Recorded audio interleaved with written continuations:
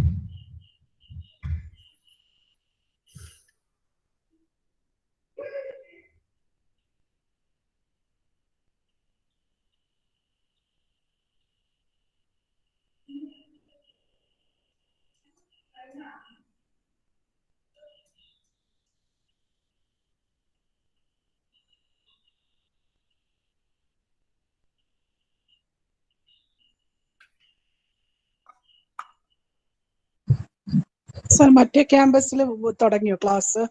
തുടങ്ങുന്നു. Monday common inauguration ആണ്, ഒരു കോമൺ ഇൻഡക്ഷൻ ആണ് എല്ലാ പ്രോഗ്രാംസിന്റെ. മൺഡേ മോർണിംഗ് അവിടെ തുടങ്ങും. UG തുടങ്ങിയിട്ടില്ല. UG തുടങ്ങി. UG ഓൾറെഡി സ്റ്റാർട്ട് ചെയ്തു. അവിടെ എത്ര പേരുണ്ട് സർ? അവിടെ എത്ര സ്റ്റുഡൻസ്? അവിടെ നമുക്ക് ബികോമിന്റെ 4 ബാച്ചസ് ഉണ്ട്. ടാക്സേഷന്റെ 2 ബാച്ച് ഉണ്ട്, പിന്നെ കമ്പ്യൂട്ടർ സയൻസിന്റെ ഒരു ബാച്ച് ഉണ്ട്, കൂടാതെ ട്രാവൽ ആൻഡ് ടൂറിസത്തിന്റെ ഒരു ബാച്ച് ഉണ്ട്. പിന്നെ നമുക്കൊരു BSc സൈക്കോളജി ഉണ്ട്, BA ഇംഗ്ലീഷ് ഉണ്ട്, BA ഇംഗ്ലീഷ് ലിറ്ററേച്ചർ ഉണ്ട്, MA ഇംഗ്ലീഷ് ലിറ്ററേച്ചർ ഉണ്ട്. ഒരു MCOM പ്രോഗ്രാം ഉണ്ട്. തൽക്കാലം നമ്മളുടെ മെയിൻ ക്യാമ്പസിലാണ്. അടുത്ത വർഷം അതാണ്. ഓൺലൈൻ ക്ലാസ് ആണോ വെർച്വൽ? അല്ലല്ല, ഓൺലൈൻ ക്ലാസ്സസ് അതേ പറ്റുള്ളൂ. അകലെ നിന്നുള്ള കുട്ടികളൊക്കെ ഉണ്ടോ? ഹോസ്റ്റലിൽ താമസിക്കുന്നവരൊക്കെ ഉണ്ടാവും അല്ലെ? അവരൊന്നും വന്നിട്ടില്ല. അവരെല്ലാം ഹോസ്റ്റൽസ് ഒക്കെ ബുക്ക് ചെയ്തിരിക്കുന്നു. ആക്ച്വൽ ക്ലാസ് അവര് ചെയ്യും. സൈക്കോളജി ഉണ്ട് സർ അവിടെ? സൈക്കോളജി ട്രിപ്പിൾ മെയിൻ തുടങ്ങുന്നു. BSc സൈക്കോളജി ഉണ്ടോ? ട്രിപ്പിൾ മെയിൻ അല്ല, BSc സൈക്കോളജി ഉണ്ട്.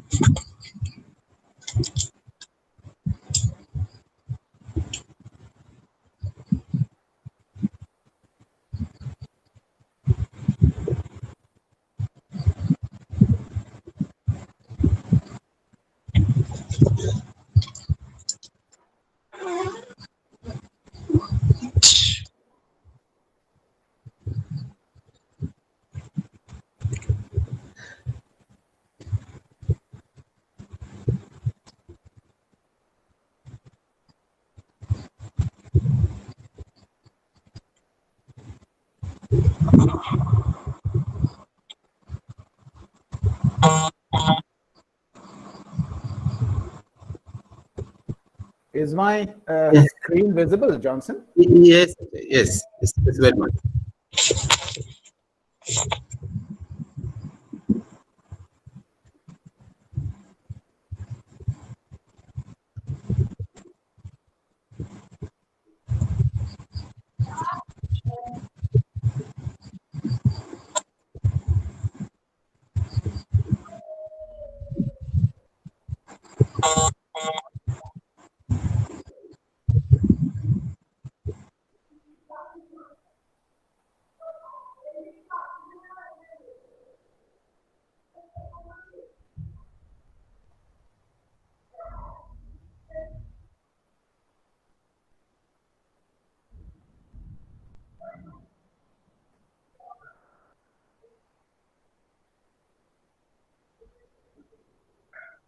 So this would be also towards the end of the talk with an interaction, is it? Yeah, we have.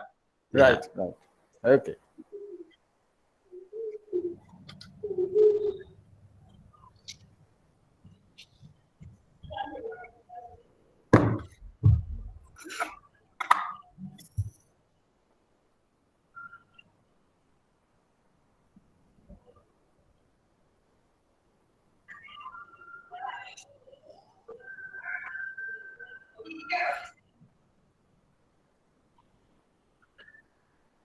I'm ready whenever you say. Okay. Yeah. And we'll wait for 2 minutes more, maybe. Sure. Begin at 7:05.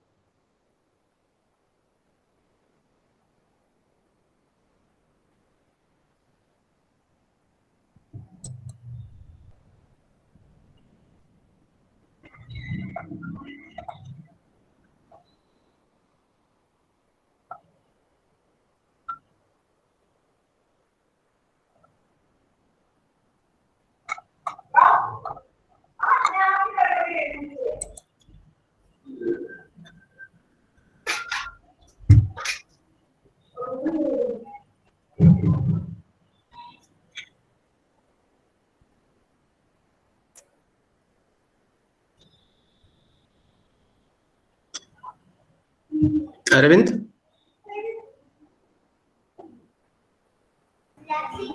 Yes, sir. Shall we begin?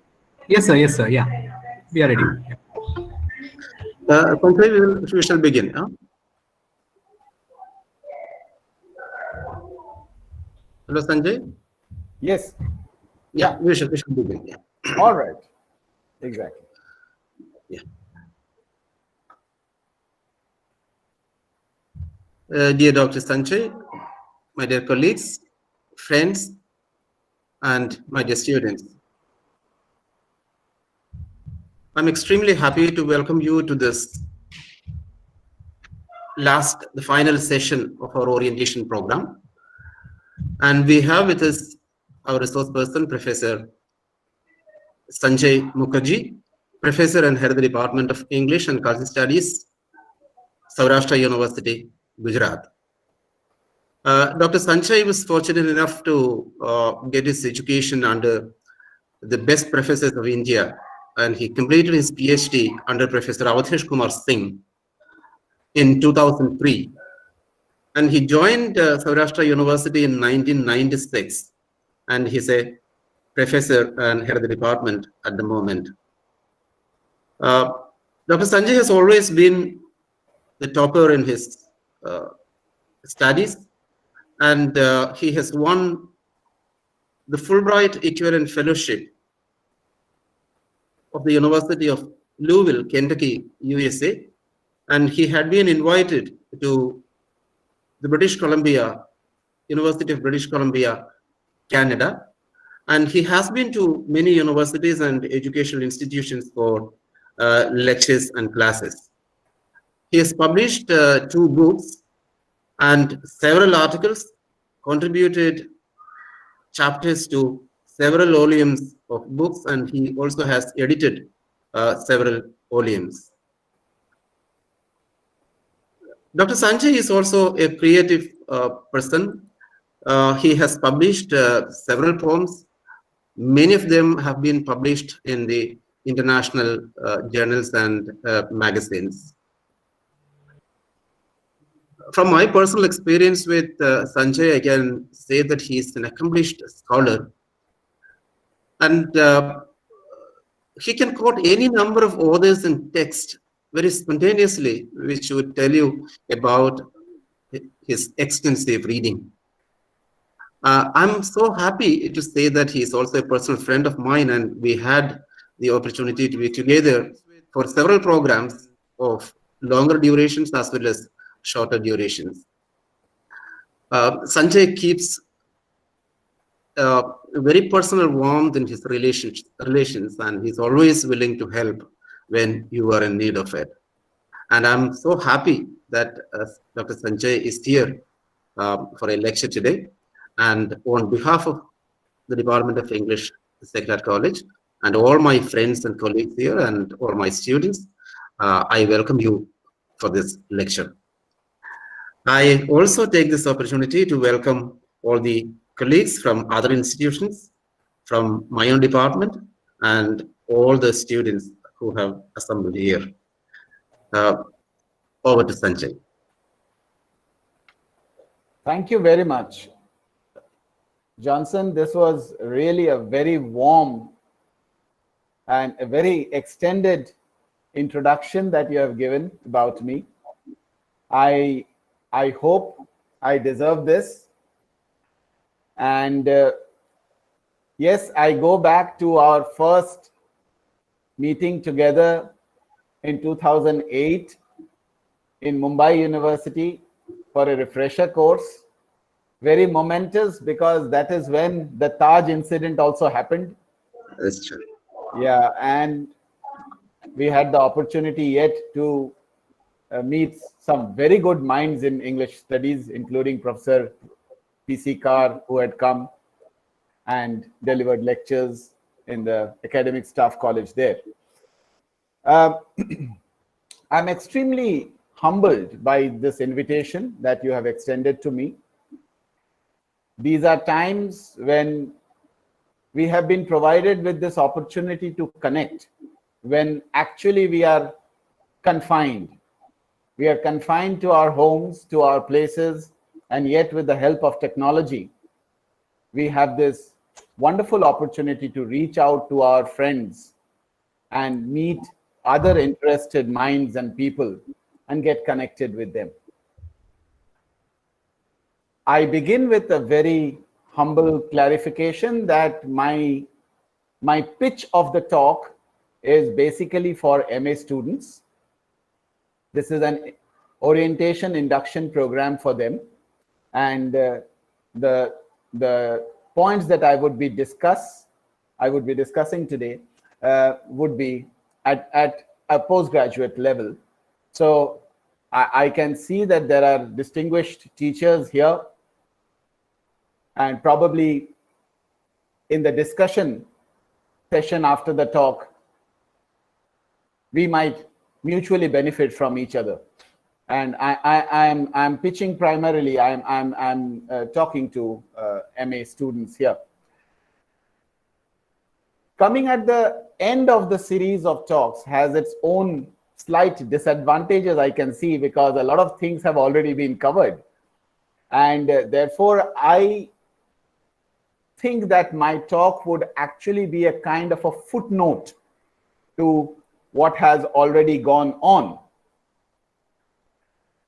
So I am right now in the Department of English and Comparative Literary Studies, Saurashtra University, Rajkot, Gujarat. This is a place which is 250 kilometers further west of Ahmedabad. It is a place where people often come while on their way to visit the Gir Lion Sanctuary in Junagadh, or if they are on their way to Mahatma Gandhiji's birthplace, Porbandar, or people, those who are religious minded, they go to Somnath temple, to Dwarka temple, and often Rajkot is a kind of a center point from where these places bifurcate, trifurcate, and move on to different parts of Saurashtra. The beautiful area of Kutch, also often people come here and then move on to Bhuj and Kutch. So this is where I am situated. I have been here since late 1990s, and I've been very fortunate to work under very distinguished Professor Avdesh Kumar Singh, who was the founder of this department. My talk today is literature and cultural studies. Now, as I said, that you have already had distinguished speakers and topics. And for example, Professor Indulal has mentioned why literary studies. And at the time when we are discussing, when we all know that humanities, the discipline of humanities itself is in crisis. Within that, when we speak of literary studies, we have to actually self-search this question and talk about our discipline, what is important in it, why are we doing it, why ought we to do it. On the other hand, we see that there is a great demand in the sense, commercial sense I'm talking about, of books. These books are being launched with much fanfare. There are literary festivals that are happening, and literary festivals would come under cultural events. So one aspect that connects us between literature and cultural events would be such festivals which bring us authors, readers, critics, reviewers, teachers, students, researchers together. So on one hand, we see a really spurt in these activities. On the other hand, we know, academically speaking, we know where the emphasis lies. And we see all these professional courses coming up, and we see the establishment of very streamlined disciplines that offer management studies, communication studies, legal studies, and other computer application studies. And in this academic disciplinary race, where do we stand? This is a question that was very rightly the first talk that was offered. From the cultural studies point of view, there would be the first talk that was offered. From the cultural studies point of view, there would be an inquiry, a kind of an ontological inquiry into this word called literature itself, wherein we would look, for example, how literature comes up from the word letter, how at one period of time actually we were talking about not so much as literature, but as literacy, the simple ability to read and write. And as literacy spread, you will remember that in every society, in India, for example, there was a great renaissance from the 19th century, wherein there were a lot of reformers. They were stressing about the emphasis of education, emphasis about learning, including education for women. This, if we look at Europe, this was happening during the Renaissance period, which is also called the early modern period. And this was when the humanists, they started with their emphasis on learning. And the debate went on about learning in one's own language. And so there was a shift from the classical languages into what we call the vernaculars.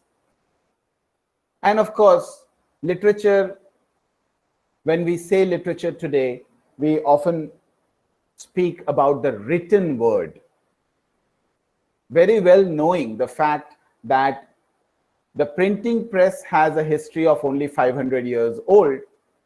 There were manuscripts, there were things being handwritten, and beyond that, we have an oral tradition, which is a very rich tradition. The oral tradition in India itself is a very rich tradition.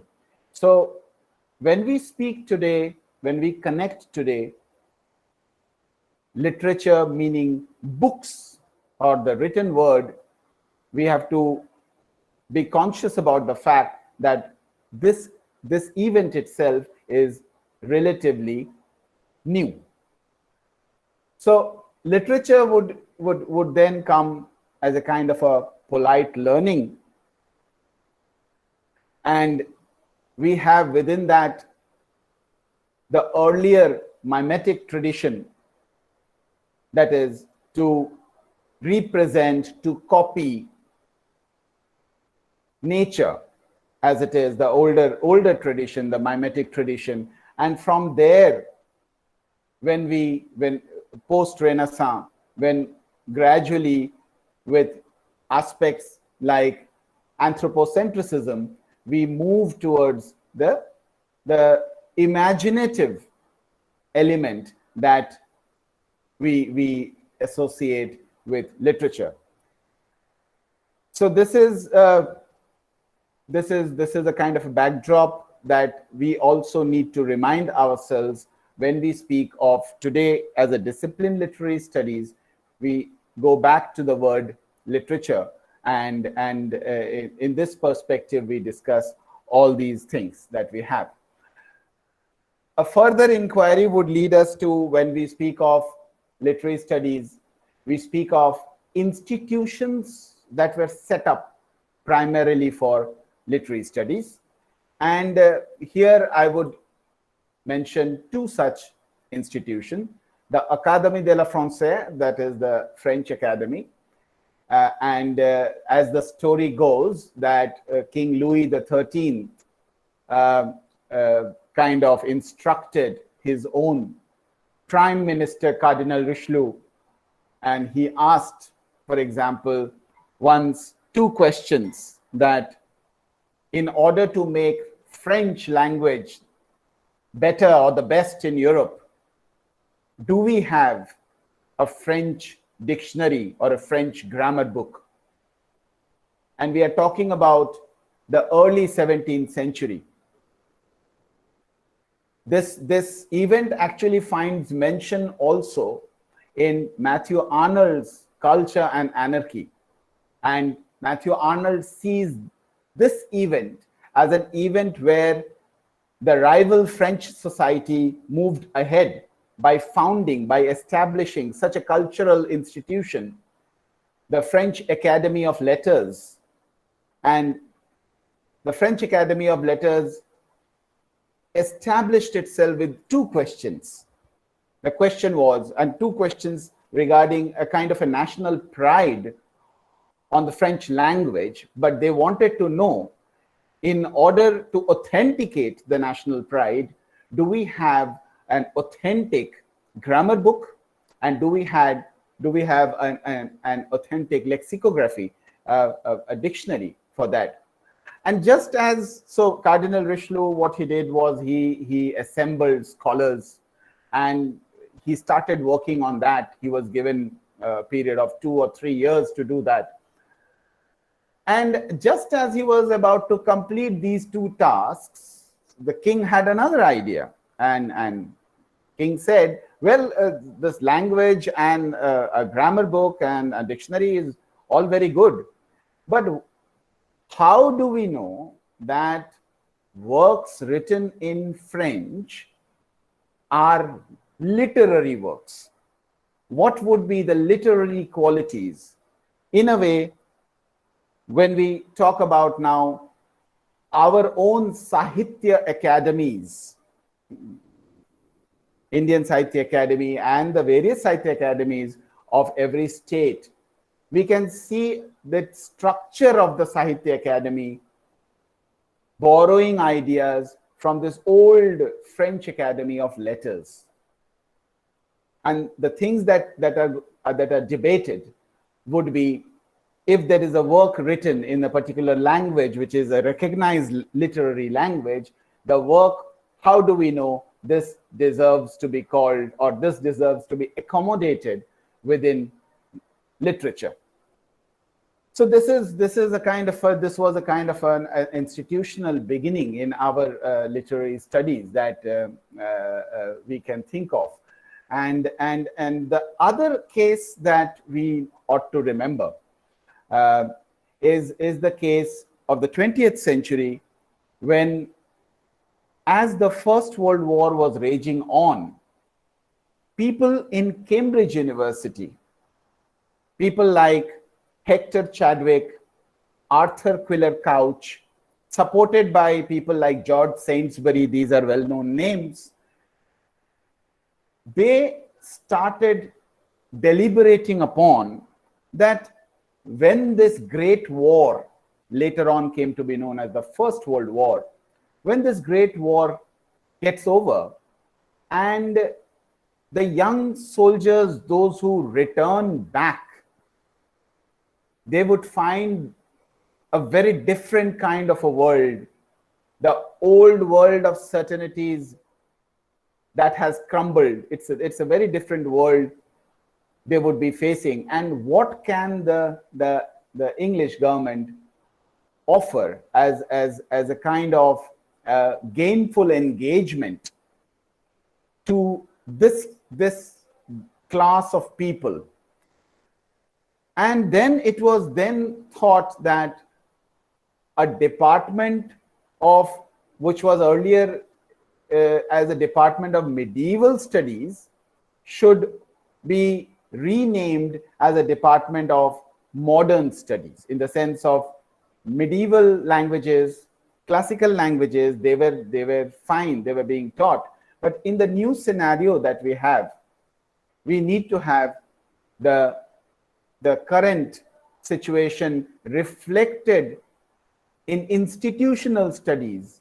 And when people would be asking, inquiring about this changed world, they would get some answers when certain teachers, when certain journalists, they also speak about the change that has come about, this radical, different kind of a change that has come about in the society. Here I am reminded of, and I would like to share with you, the character in Virginia Woolf's novel Mrs. Dalloway, Warren Septimus Smith, who's back from the war, and things are becoming normal in England, but he keeps on having the feeling that how can people take this world to be so normal when such a lot of carnage and mayhem and loss of life it has happened. he is problematized with this so much that by the end of the novel, we come to know that he takes his own life. So this new domain of psychological understanding of such people, the case called the shell shock, in fact, the discipline of psychology coming into a large scale where it gets accommodated into the larger civil hospitals, where we start having psychology wards, psychiatry wards, that itself is a kind of a readjustment. That itself is a kind of a response to the change that is happening. All these together, I return back again to Cambridge English Tripos, where this department of English is established in 1917. Tripos is an interesting word. There was actually, when the debate went on, and there were Oxford professors who were opposing and saying that, for example, all that chatter about Shelley is a personal matter. So in a sense that it is very, very understandable that you are reading literary works, but how are you going to test it? How are you going to open a department that is going to then arrange for examinations? And those examinations would test it when actually literary works are very personal. Reading literary works is, and responding to them is a very subjective, is a very personal thing. So how is it possible to objectively evaluate? Now, there was this a kind of what we know now today as a kind of a viva voce or an oral examination, where the candidate would come and sit on a tripod stool, and from there this course was often called, as it began, the Cambridge English Tripos. So it's a kind of an institutional beginning that we see. I have made a big leap, I know, from the 17th century down to the 20th century, but I'm reminded of these two institutions certainly that brought about a kind of an institutional foundation to literary studies, and what we now know, literary studies of various literatures, including our domain, English literature or English studies. Then you had, of course, students, you came to know about the significance and importance. So if there are books, if there is a written word, the other side is reading of the written words. And so you were very rightly, there was a talk on the significance and importance of reading. From the point of view of cultural studies, I would add, and this is why I call it a footnote, my talk itself, that you must have been told also that we need to redefine reading. Reading is not just a book. We talk about reading a human expression, or when somebody draws a portrait, we then talk about how nice the expression has come up. Reading a human face, the face that reveals pain, the face that reveals fortitude, the face that reveals anguish, the face that reveals pride or joy. Reading human beings, reading situations, reading life, reading relationship, all those then that are drawn into literature and arts in all. When we say that literature is a mirror to nature or a mirror to human society, it reflects when we talk about it in that way, and when it captures, it represents. So obviously authors read, and what authors read, they put it in their works, and readers read again. So from there, we talk about, from the cultural studies point of view, we talk about, as I just discussed, there would be institutions that categorize works as literature, And then there would be those same very institution that would say, no, we cannot include this as proper literature. For example, apart from the three genres that are very well established, poetry, drama, and the latest novels, within that prose, short stories, essays, okay. But you will realize that the newer genres of writing that have got a place now in literature, for example, travel writing, for example, memoirs, diaries, letters, autobiography, biography. Then there are now, up to the point that there are now graphic novels. So where do we categorize all these things? Into what kind of a scale do we categorize them?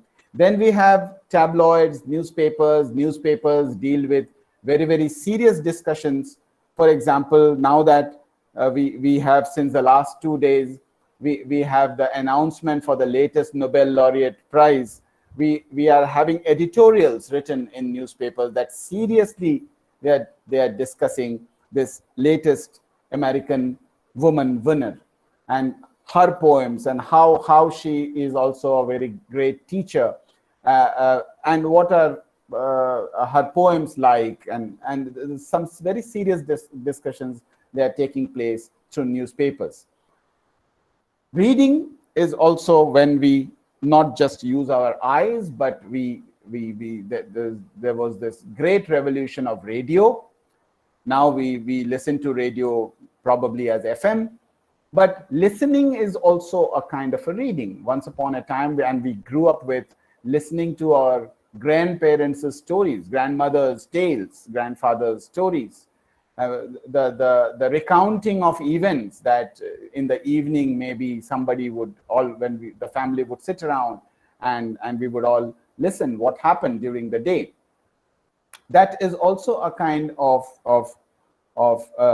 registering events and what happened, and it's a kind of a making up our emotions, our thoughts on it. And so to the extent that today we have readers' response theory as a very important theory within making sense of literary texts. And of course, we know that we have, since the early 20th century, the revolution of the cinema, and from there television, from there web series, and how it has affected. When we say film is a new text, or we say adaptation of literary works into a film, now there is the reverse that is also happening. Fan fiction or novelization, that is, a web series is telecast first, and we find that a novel or a work has been written, a comic or a graphic novel has been written on the web series. So this is the reverse. Earlier we saw that, for example, Jane Austen is in a cinema, but now a web series comes back to us into a kind of a novel. So this is also all these enlarge the scope of reading, as we say, and we need to then investigate what is it in the larger sense of reading. When we are talking about art and literature, once again, a great painter, scholar spoke to you about this connection. So if and again, trying to understand it. So if there is a painting like this, Van Gogh's Starry Night, then it affects, I'm immediately moving on to the next slide, where we have the same painting being responded by a poem. So there is a painting in the year 1889, and there is a poem written on the painting in 1961 by a very famous American poet, Anne Sexton. And the poem actually has this is a short poem in itself, but it has the first two lines, the opening lines, that does not keep me from having a terrible need of, shall I say the word, religion. Then I go out at night to paint the stars. Now, this is by Van Gogh himself. And then the poem begins. The town does not exist except where one black-haired tree slips up like a drowned woman into the hot sky. So the visual is now being translated, being responded through a poem. And when we speak of the image poems, when we speak of this kind of two sister arts influencing each other, and we have this linkage. So I quickly read the rest of the poem. The town is silent, the night boils with 11 stars. So very objectively counting the number of stars there on the canvas. Oh, starry, starry night, this is how I want to die. It moves, they are all alive, even the moon bulges in its orange irons to push children like a god from its eye. The old unseen serpent swallows up the stars. Oh, starry, starry night, this is how I want to die. Look at the repetition that comes, and people have connected with this kind of a refrain with Anne Sexton, then later on taking her own life, committing suicide. Into that rushing beast of the night, sucked up by that great dragon, to split from my life with no flag, no belly, no cry. So this is a kind of thing I thought I would bring up. All of us know how each art influences the other. The same painting is remembered. In fact, a lot of other paintings by Van Gogh is remembered in the very, very famous popular song by Don McLean called Vincent, and which also begins with starry, starry night. Paint your palette blue and gray, look out on a summer's day with eyes that sees the darkness in my soul. And then it then recollects many other famous paintings, the Potato Eaters, for example, by Van Gogh.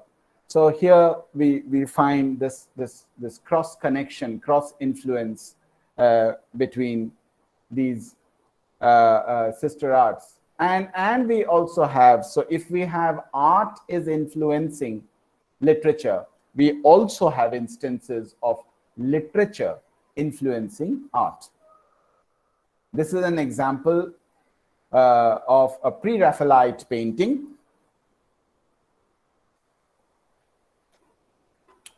And the painting is of this lady Ophelia, who's drowned Ophelia. Painter is John Everett Millais, and it is 1851-52. So Shakespeare's play coming out in the early 1600s and responded by a painting in the mid-19th century. So this is again another way of looking. The reverse also happens, what I'm trying to say. Philosophy influences art, and then we are with philosophy we would be talking about, of course, how there is a close connection from philosophy, rhetoric, criticism, and theory. But philosophy influencing art, we see this Raphael's very, very famous painting in the Vatican, the School of Athens. There are two central figures. The older person pointing to the heavens, to the sky, is Plato, and the younger one is Aristotle. He gestures with his hand parallel to the earth. So if Plato is talking about the significance not of this world, Aristotle would say that, well, I don't deny that there is no other world, but what I can see, what I can evaluate through my sense perception and thought is this world, and I am interested in this phenomenal world. And so that is beautifully captured by this painting called The School of Athens in 1508. We all know about Keats's Ode on a Grecian Urn. We all know how an object in London Museum, I'm not sure that this was the Grecian urn that Keats saw. This is not it.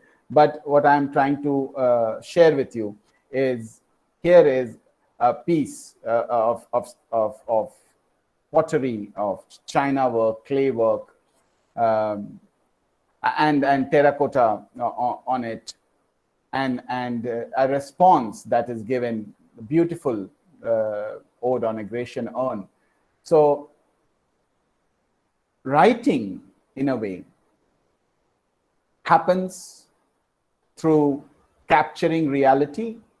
Writing happens through imagination, or writing that the kind of a catalytic effect through other arts, the trigger of the thought that then gradually transforms into a finished piece of a poem, say, or a story, a novel. You will recollect, those of you who have read To the Lighthouse, that by the end of the novel, To the Lighthouse, the painter, who is a significant character in To the Lighthouse, she is able to complete her canvas. It starts with that incomplete canvas. Again, a kind of a metaphor of how many attempts that authors, painters, artists make in order to come to complete a work. No wonder there is this very significant book by, who is it? A Sense of an Ending by Frank Kermode, I think, who's talking about it is as important to bring a work to a close as there are famous openings in either pieces of poem or literature. But the problem often happens, how does the writer, the poet, brings the work at an appropriate close.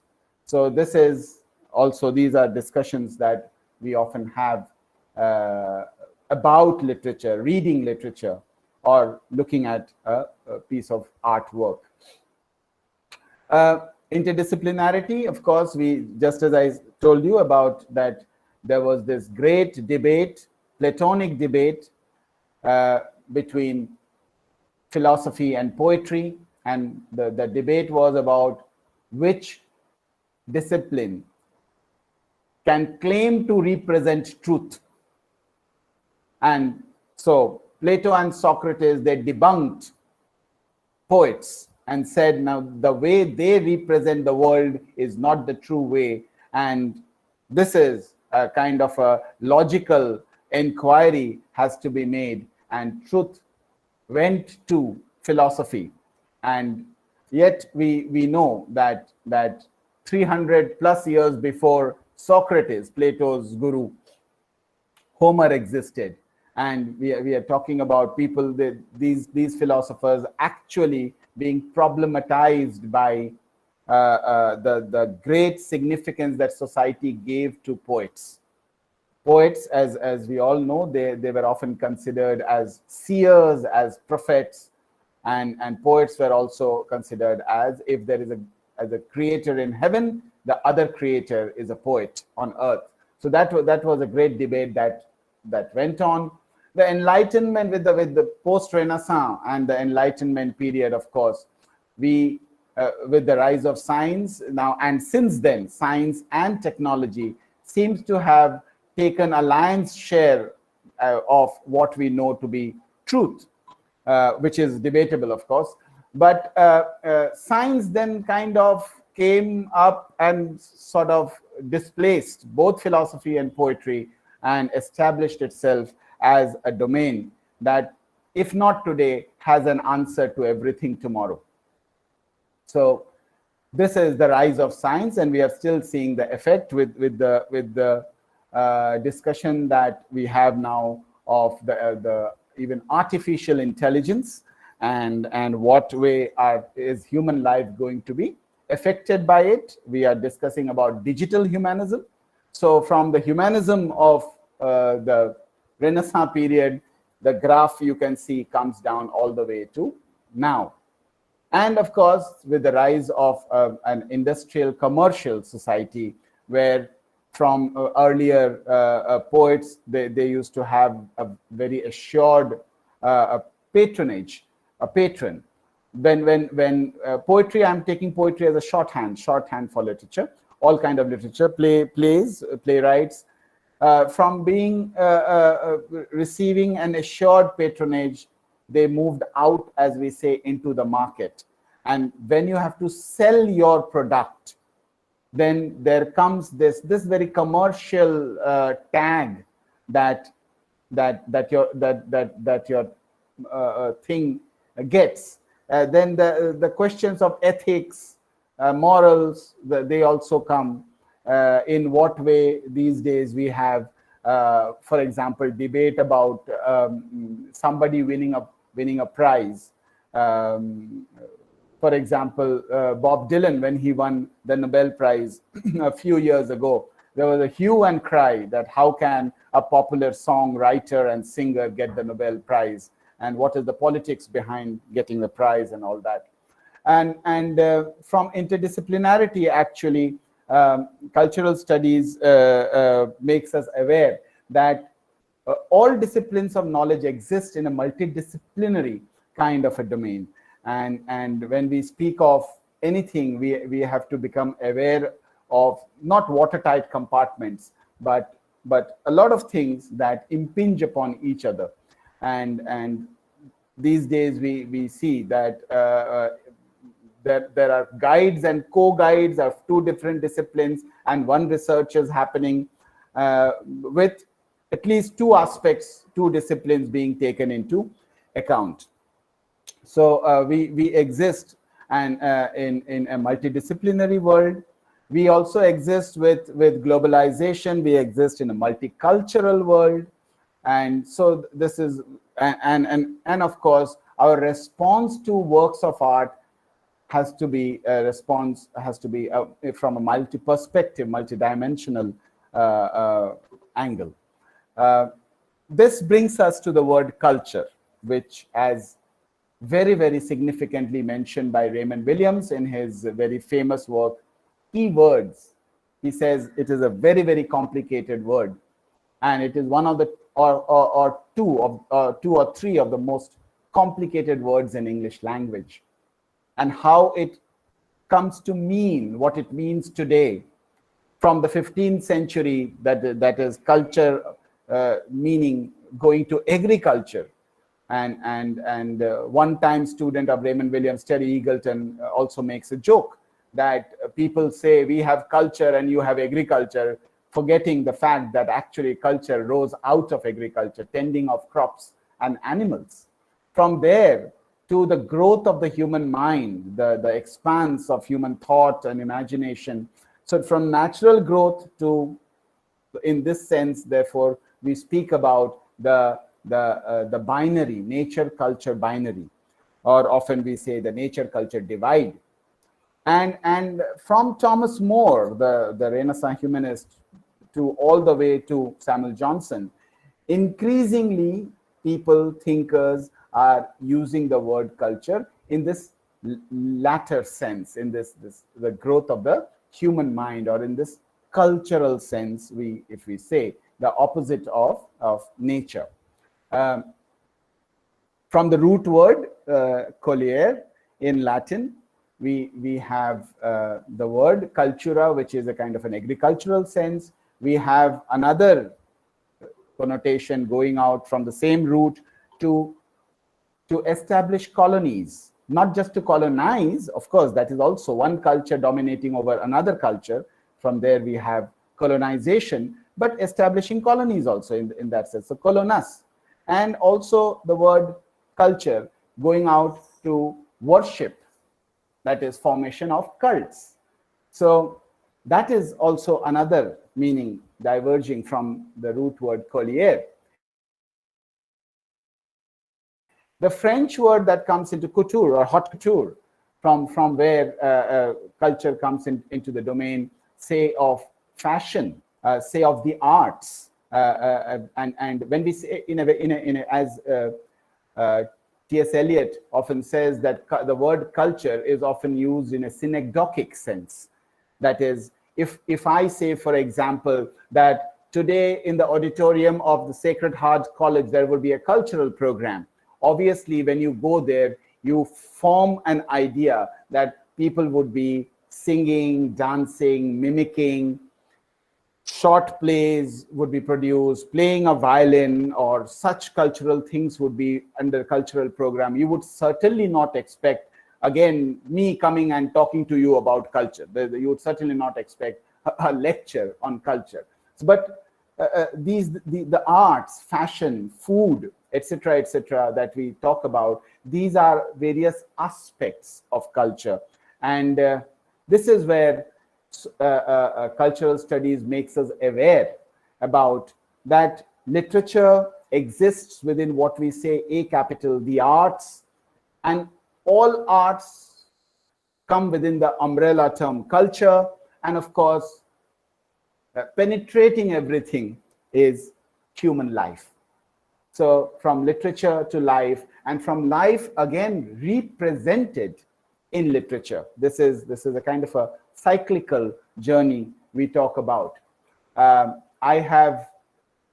This might be not very visible to you, but what I'm trying to say is that continuing with the discussion of this word culture, there is and borrowing from the iceberg diagram of human consciousness by Sigmund Freud, there have been iceberg diagrams of culture also. And primarily what can be seen, for example, on the top you can see fine arts and literature. They can be objectively seen. But notions of modesty, for example, and the various conception of beauty, for example, what we consider to be good, what we consider to be not desirable in a society, all go under what we call what is not seen also. So the iceberg, as we know, any iceberg, the only maybe 20% or 15% is above the water and the rest is below the water. And you have actually a lot of things that is part of culture which is submerged, subterranean, and so very, very broadly categorized behaviors. Well, we can see words, actions, but interpretations become very subjective. They move below. And what is considered as values, for example, within a society keeps on changing over time in the same society, or values differ from society to society.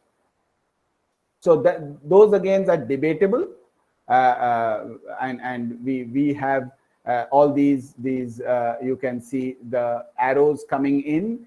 So we can say the building blocks of culture would include religion. Matthew Arnold, of course, in Culture and Anarchy, gives the building block of culture. The first thing he considers is religion, for example. But there is history, there is education, the arts, media, the economic structure of the society, the administrative and the political structure of the society. These all form how human societies and human beings govern their society. And some are obviously, apparently seen, observed, and measured, and some actually remain debatable. So that is there. Surface culture and deep culture, these are the two words that are often then used in this sense. And of course, we know that there are cultural festivals. There's a Ministry of Culture, and they chart out programs. So if India is being represented in Europe, there is an India stall. There would be Indian clothes, there would be Indian handicrafts, there would be Indian food, and Indian culture would be represented there. So a kind of a surface representation, manifestation would be going out in that kind of a representation of culture. Like we had an institutional beginning for literature, we remember two institutions. For cultural studies, when it becomes not just a study of culture, but now the discipline of cultural studies, we have a very, very definite beginning.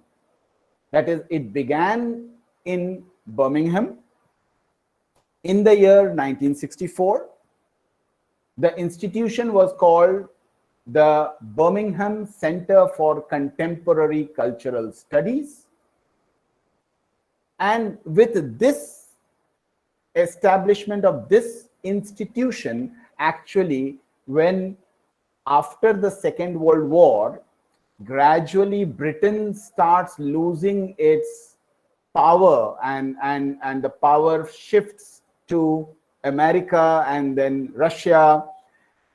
This domain, this founding of the Cultural Studies Center, they are not calling it a university, they are not calling it as an institution. They are like we say, even a photocopy shop is a Xerox center. So in a way, there is irony in the word center being used, because the center is, as you can see, off center.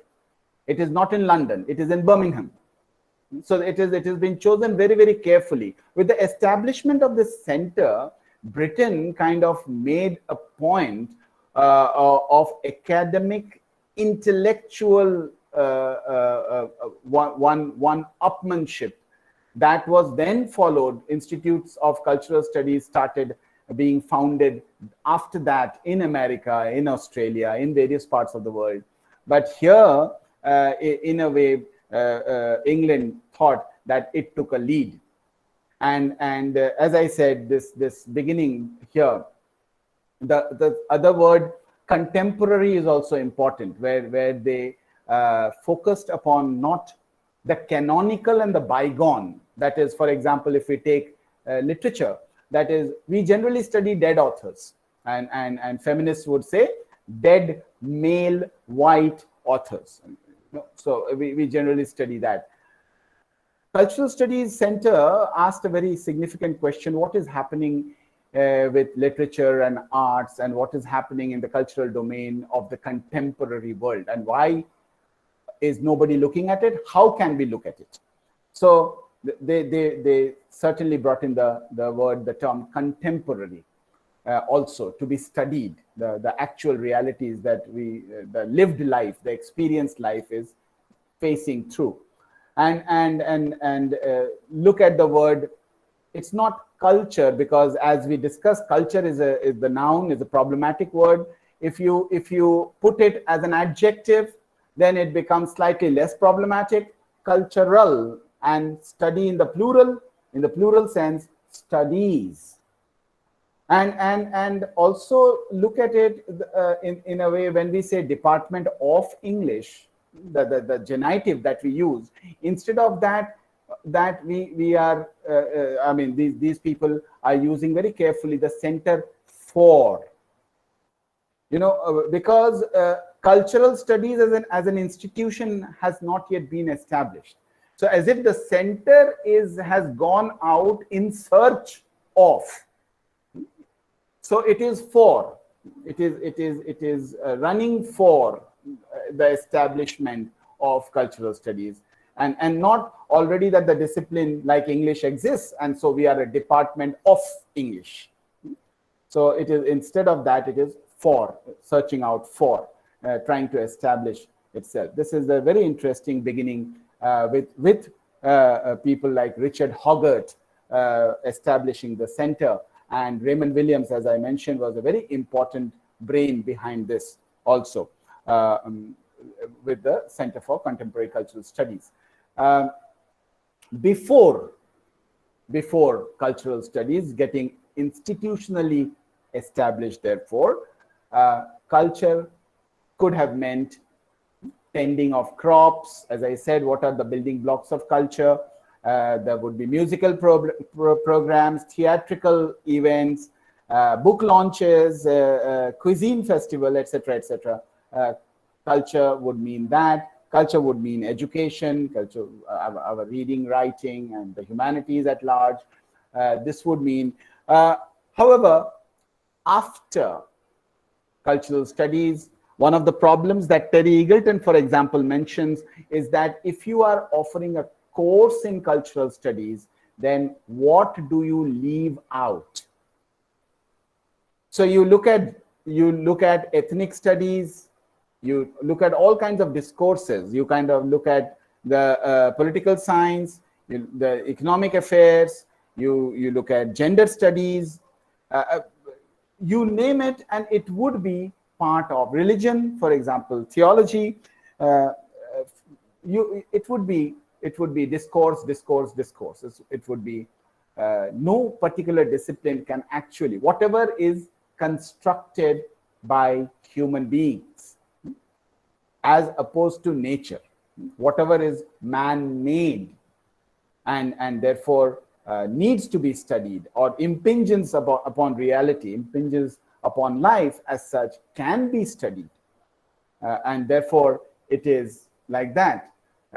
We talk about that after cultural studies, the domain opened up. And one of the problems, for example, Stuart Hall has, the last director of the Birmingham Center of Cultural Studies, has used the word negotiation between disciplines. We have to, at any particular time, there are, and he borrows it from Raymond Williams, at any particular time, there is a dominant culture, there is an emergent culture, and there is a third one, which is a residual culture. And whatever is dominant within the span of time for the academic discipline, we need to study. Whatever is dominant would also be contemporary. So Stuart Hall would say that we have to negotiate what we can and study, what we can offer, what we can debate, what we can discuss as what are we studying under culture. So, and of course, then we have debates of highbrow culture, we have popular culture, we have folk culture. And folk, of course, meaning if I move on to this, for example,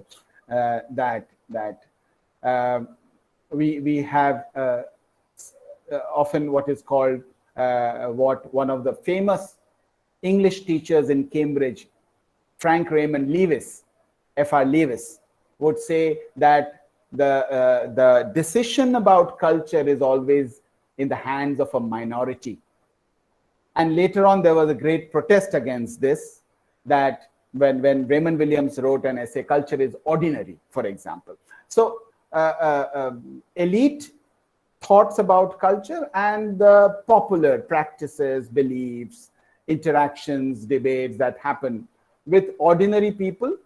Folk would take people also not only of the urban centers, but also of the rural centers, the past agrarian way of life, and the folk, a lot of people who are still involved in an agrarian culture, and their beliefs, their practices, their values, their small institutions would form what is called folk culture.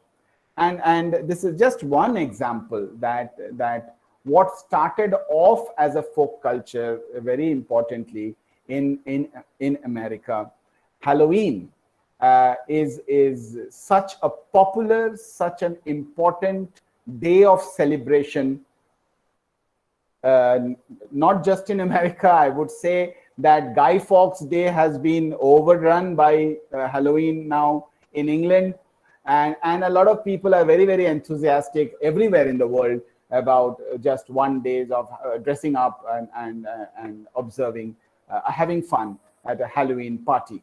But it primarily arose out of folk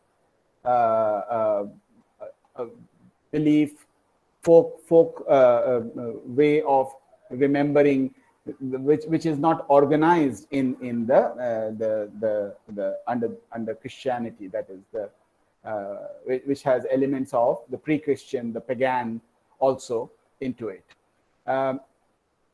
This I call, for example, so what we see, this is a kind of a, apparently we see a circle. And if we start with the word life here on towards the right hand side,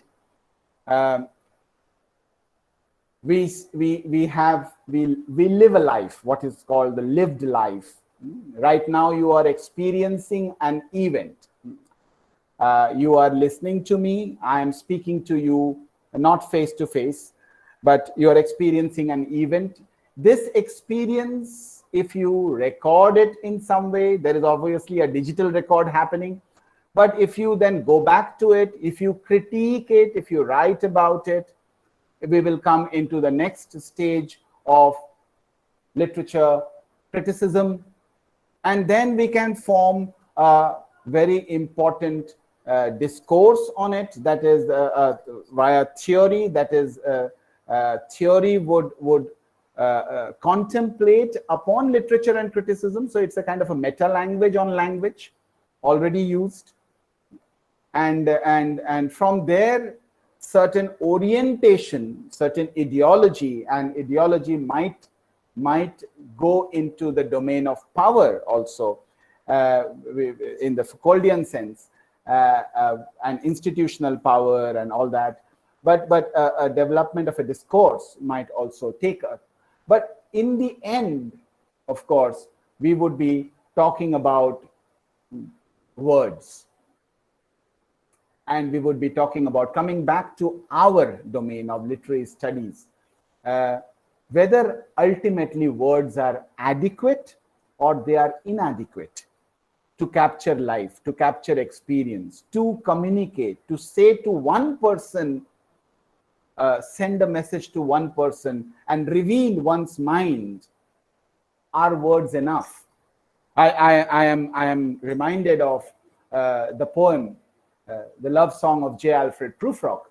When 2/3 of the poem is gone, Prufrock says, it is impossible to say just what I mean.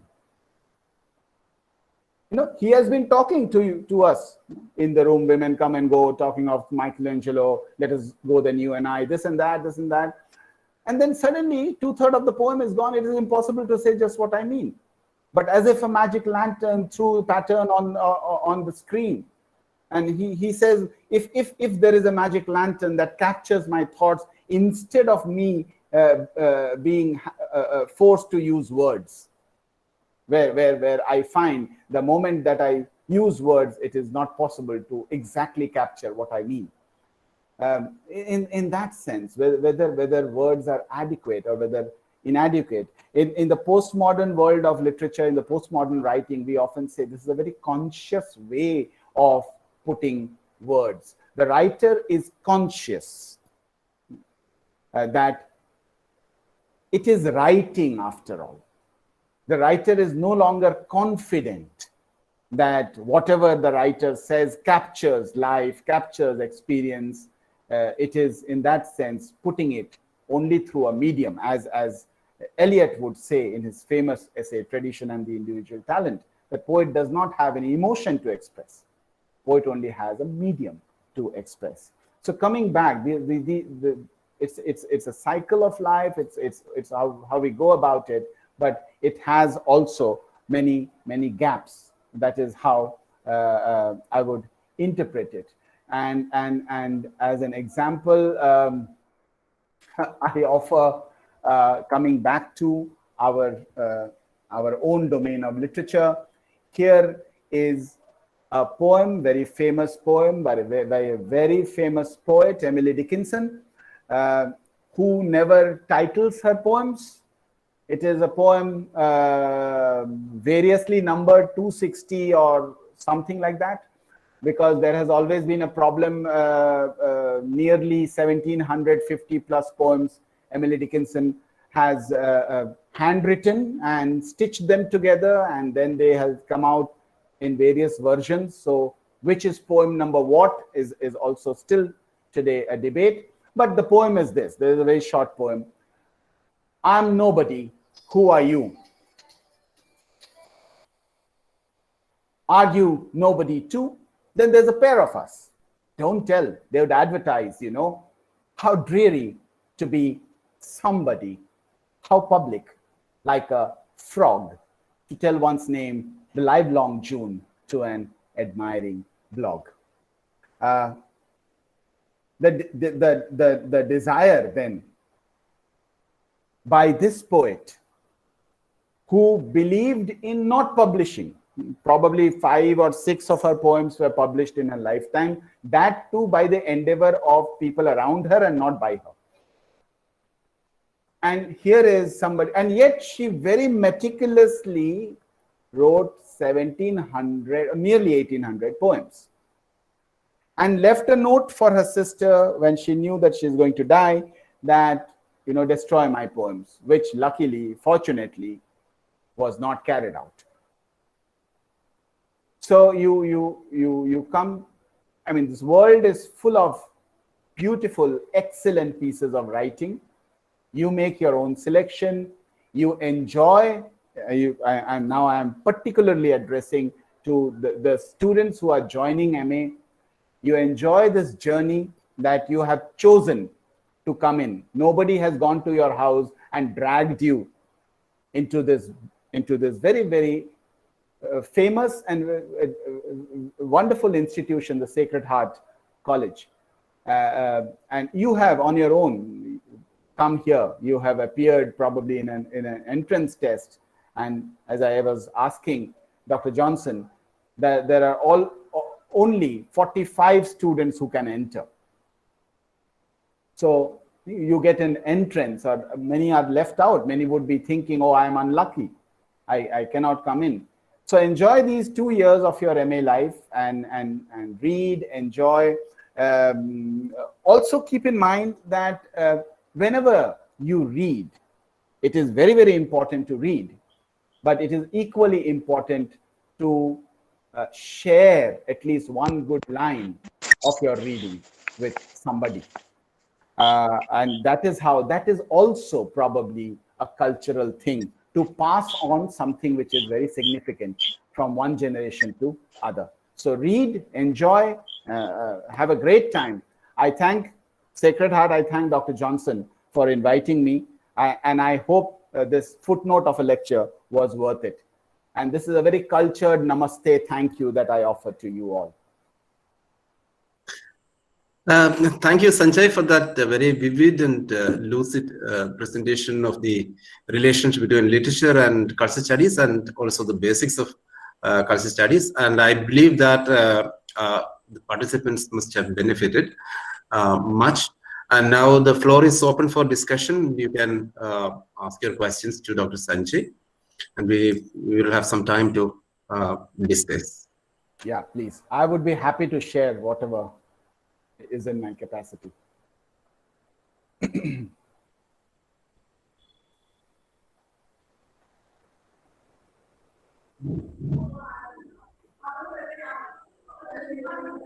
can either write your questions on the chat box, or you can unmute yourself and ask the questions directly.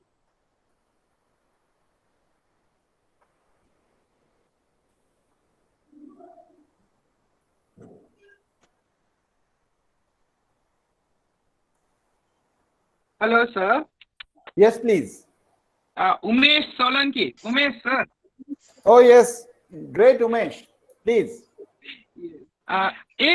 If somebody wants to, go for research in cultural studies nowadays. Okay.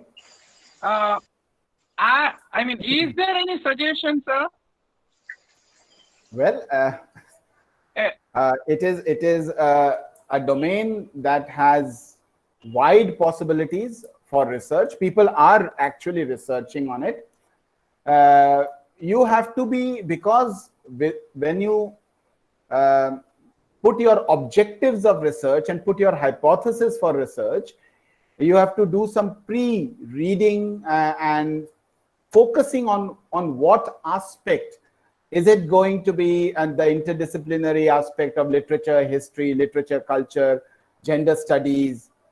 Okay, what domain that you are going to take? a cultural studies research would necessarily be of more than one discipline, and therefore you need to be a little clear prior to embarking upon your research.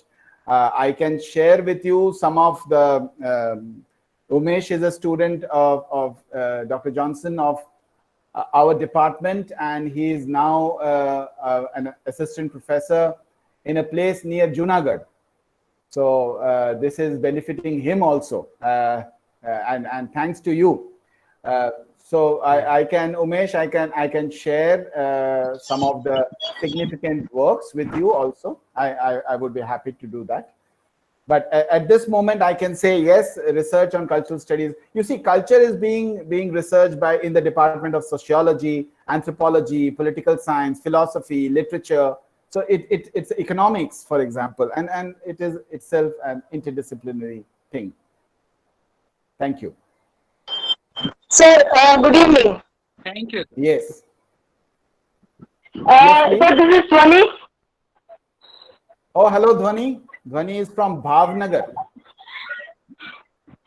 Yes, sir, taking a cue from your explanation or your discussion just now, Yeah. I was just wondering that when you say that it's a culture study or cultural study, often it is found that people confuse it with something related to culture, you know, the way lives are being lived around.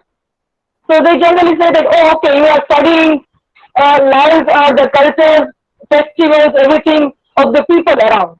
So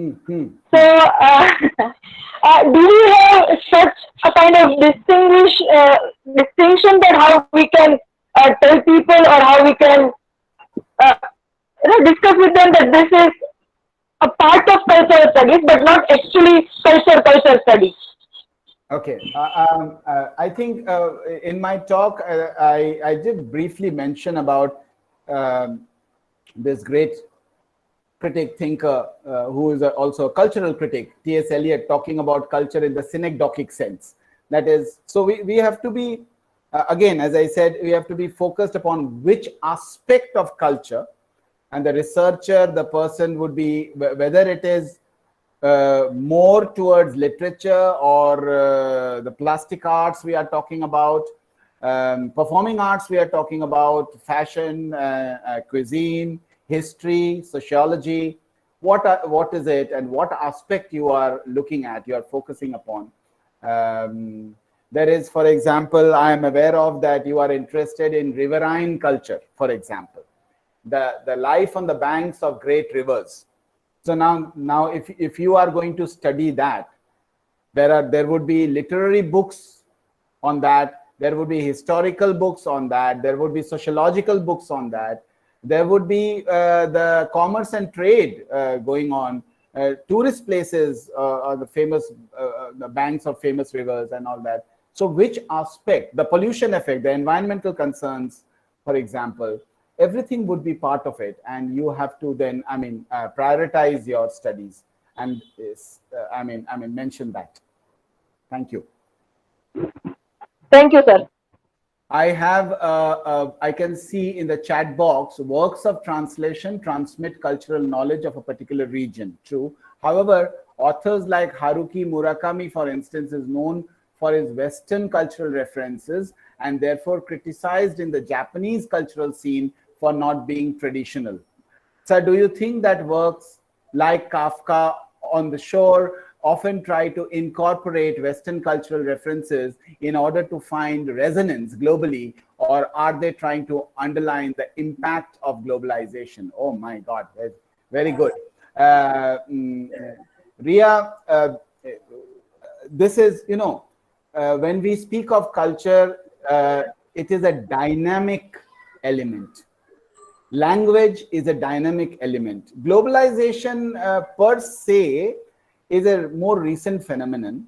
But then again, any author, you speak of Murakami, for example, but any author would write from her or his own exposure and experience.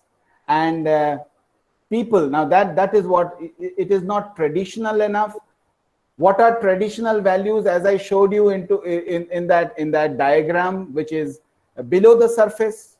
Often the values what are traditional and not traditional is not surface culture.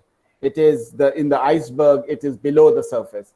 So there are people who think about it, but again, Murakami is a very established writer, and his way of seeing the world is also established.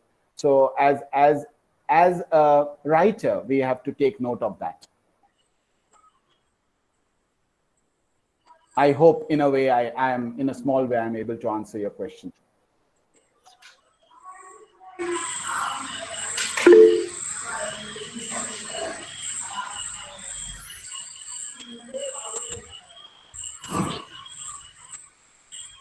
Thank you. Thank you. Yeah. Sanjay, what could be the advantages and at the same time the dangers of cultural studies for a country like India, given the the political context, current political context? Yeah. Again, there ought to be divergent discourses in a democratic society. There ought to be divergent discourses. If it is not happening, then it is a concern. As I said, culture, the way people look at culture, values, principles, ethics, heritage, tradition, they have a kind of an opinion. Sometimes it becomes dominant, as I just mentioned. There are dominant points of views for a certain period of time, but if they are with evidence countered as it ought to be in democracy, then there is this healthy exchange that can take place. But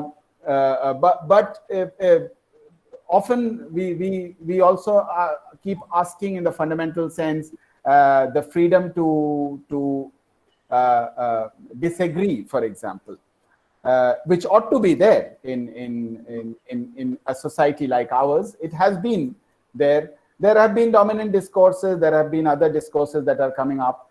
I am too small an individual to speak what is happening in the whole country as such. If I am allowed my space to speak with evidences what I speak, I ought to be allowed, and you ought to also be allowed to speak with your evidences, with your arguments. You also ought to be allowed. I think a healthy society, a cultured society, I go back to the meaning, one of the meanings of Matthew Arnold, culture is an inward ripeness. And if that stage we come to of a cultured society, we would have divergent opinions and we would still be, I think, respecting each other. Thank you.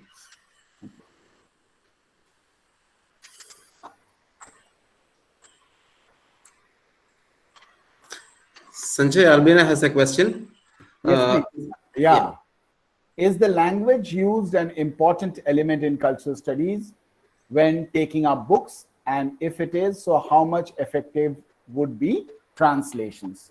Again, very important question. See, I am in a department of comparative literary studies, which says that literature in a single language, especially in a society like India, ought not to exist.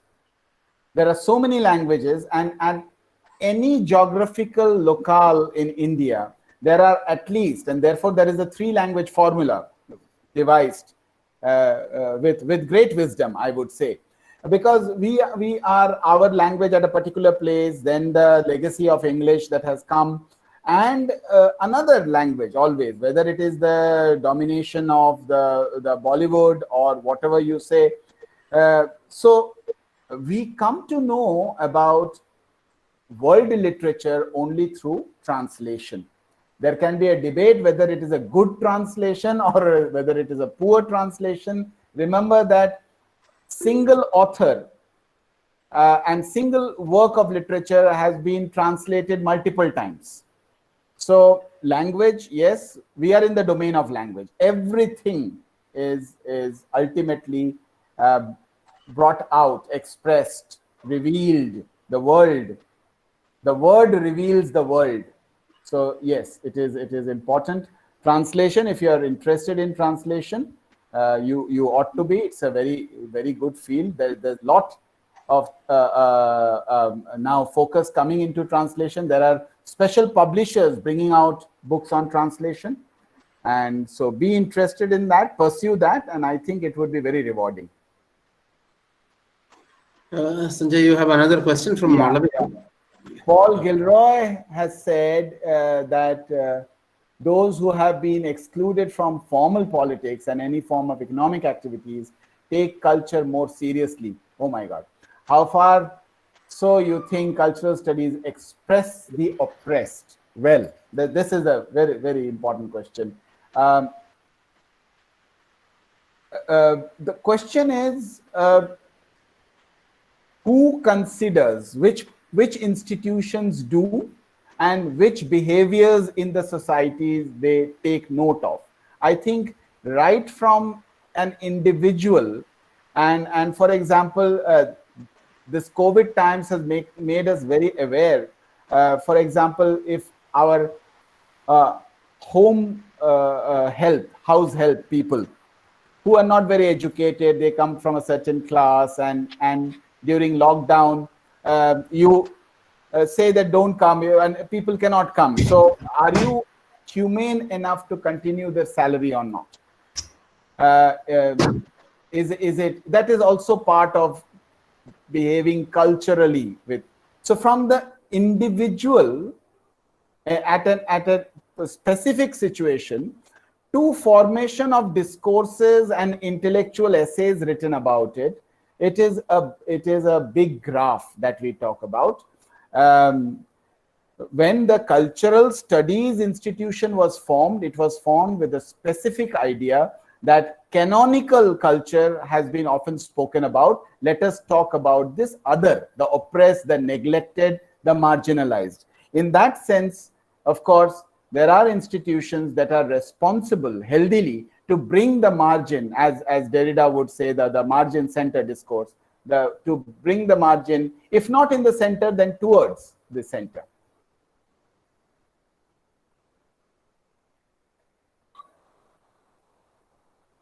Malvika, I think, this is my humble offering as an answer.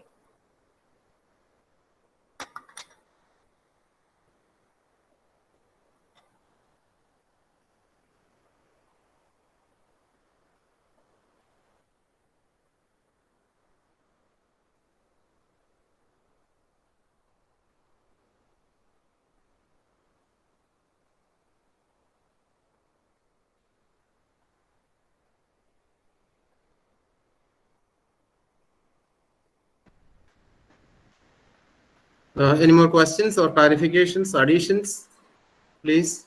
Yeah, there can be additions also, very importantly. So if something I have missed, you can add. It is such a vast topic.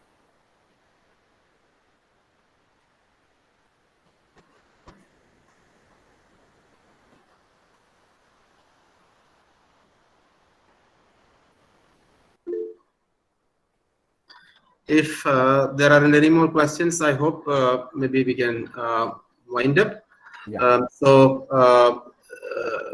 Dear Dr. Sanjay, as I said earlier, thank you so much for the very vivid and clear presentation that you've made. And I'm sure that the participants, especially the student members, must have benefited and must have found it a very good introduction to, cultural studies particularly, and the relationship between the cultural studies and literature. And I hope your recuperation of what the other professors have talked about in the previous days added much to what you said, and it helped the students to get that clear focus, and that was very good. I take this opportunity to thank you so much on behalf of the Department of English of SH College and all the participants, and on my personal behalf. Thank you so much. I express my gratitude, and I hope that things will become normal soon. And there is an academic and cultural exchange between your department and ours. Yeah, sure. Yeah. We look forward. Thank you very much, everyone. Thank you. I also thank all the participants, especially the professors and senior faculty members who joined for this discussion, and also the student community. As I have been telling the students on the previous days, this was originally meant for the students of SH, but then we thought of extending it because we, had, we have professors like Dr. Sanjay, and we thought that it should be extended to all the others, and so excellent gesture. Fine gesture. We thank you so much, and we have another international webinar coming up on 16th. That is at 5:30 p.m. IST by Professor Dilip M. Menon.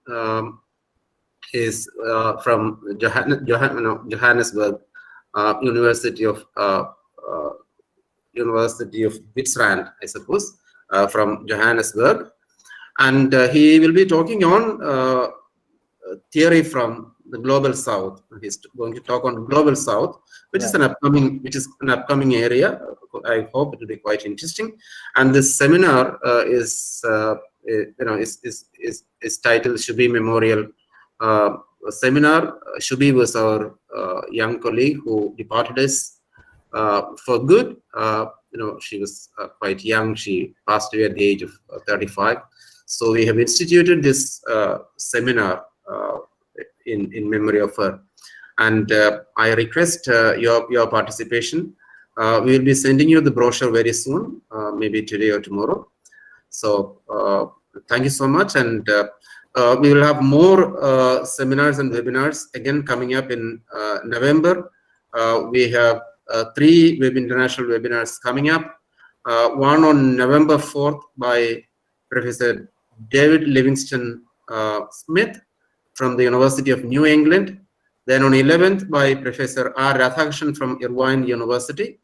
Then on November 19th by Professor Louis R. Gordon. So I invite you for all these webinars too. So thank you so much once again for being with us. Thank you so much, and good night. Thank you. Good night. Thank you all. Thank you. Thank you, Sanjay. Thank you, Sanjay. Thank you, John. Thank you. Yeah.